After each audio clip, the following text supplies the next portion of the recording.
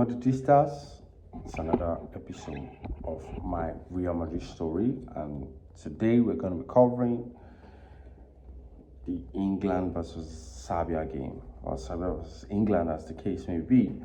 You know the drill.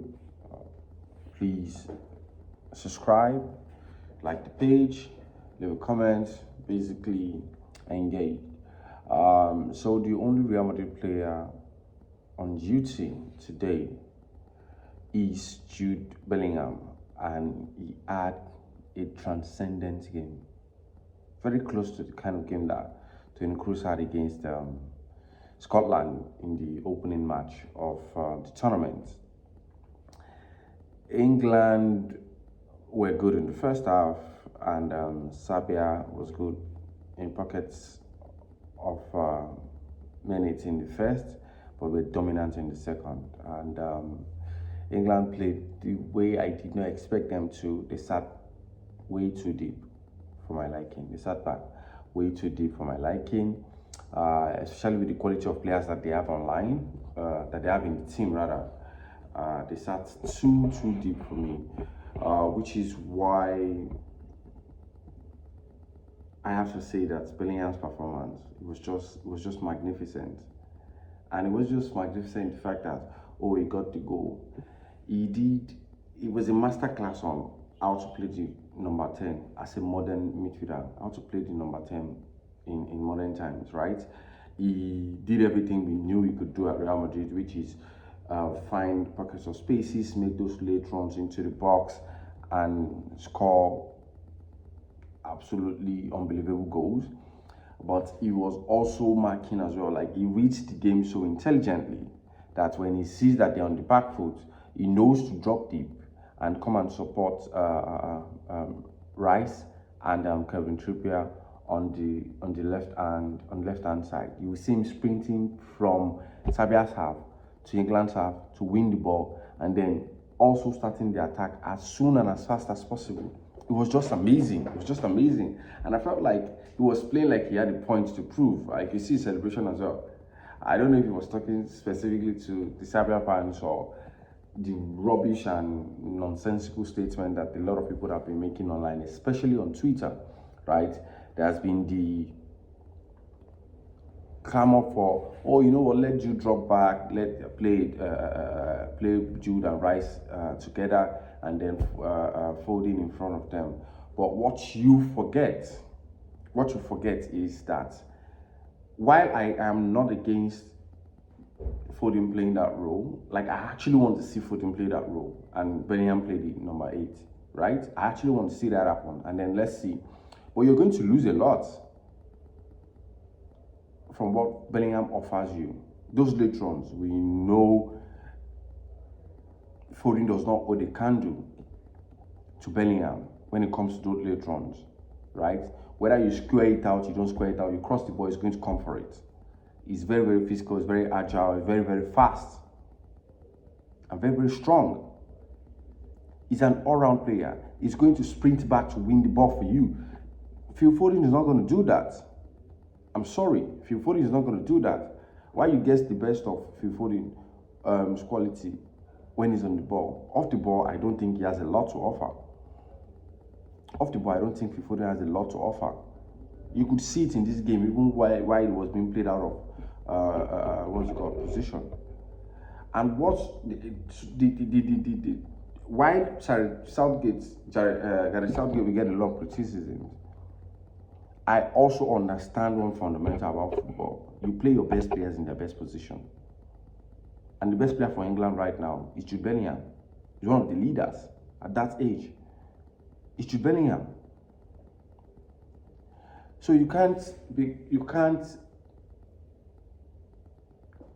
disturb the unity, the harmony of the team because you want to satisfy external voices.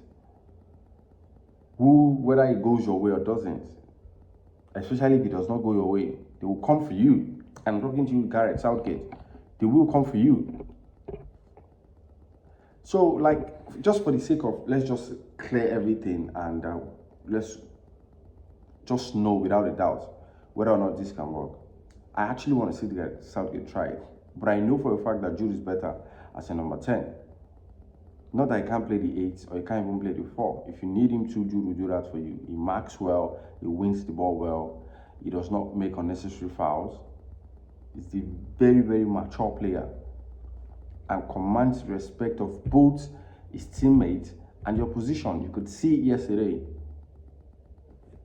But anyway, what do we know? We're just Madridistas who blindly support their fans or their players. Isn't that what most people think of us? Isn't that what most people think of us? Anyway, back to Jude's performance. I felt like it was reminiscent of Jude at the beginning of last season for us. Like there were some turns he was making. I was like, oh my God.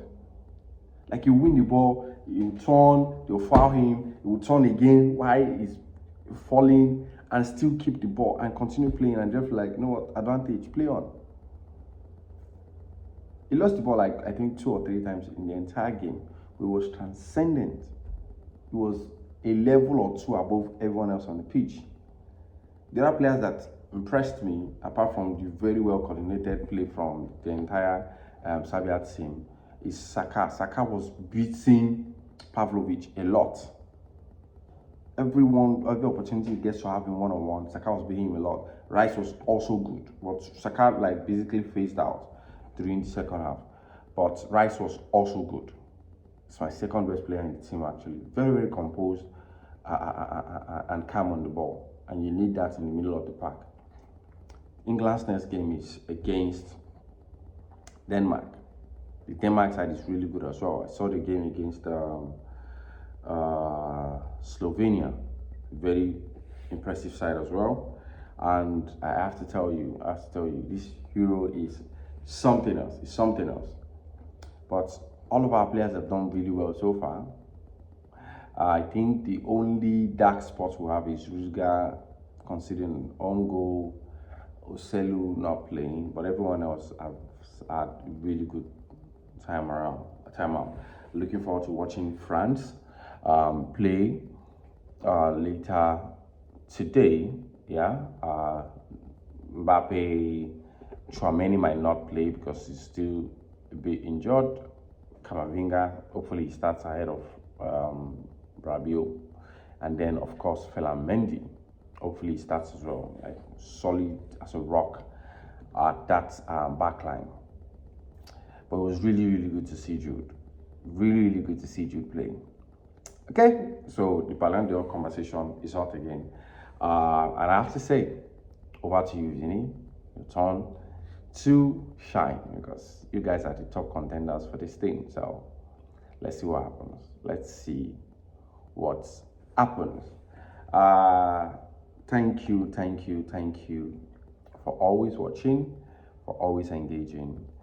And this is the point where I say, please like, please leave a comment, but definitely subscribe to my channel so you're getting these every single time a Real Madrid player at a game at the Euro. You definitely get this, okay? And we'll do the same at the Copa America as well. I will post another video in about 24 hours. That will be after the France game. And yeah, till I see you again. Hala Madrid.